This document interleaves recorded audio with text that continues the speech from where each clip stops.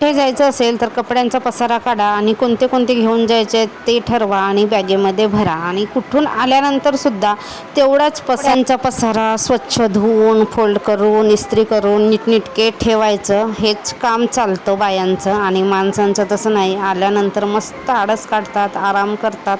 आणि आपण कुठून आल्यानंतर सुद्धा लागलंच कामाला.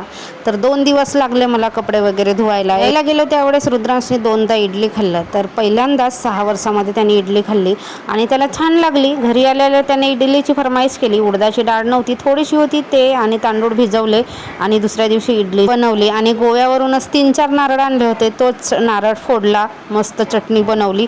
खूप सारा पाणी निघाला. तसा मोठ्या साईजचा खोबरा होता त्याच्यामध्ये आणि खूप छान टेस्टी लागला. जसं फ्रेश नारळ छान लागतो त्या पद्धतीने. आणि आमच्याकडे तर ना अशा सीजनमध्ये मिळत नाही, ओला खोबरा मिळत नाही. आमच्याकडे खोबऱ्याचा वापर जास्त नसतोच. पूजापाठ असेल किंवा चटणी वगैरे बनवायची असेल त्यावेळेसच खोबरा नारळ आणला जातो, नाहीतर असं आणत नाही आम्ही सहसा.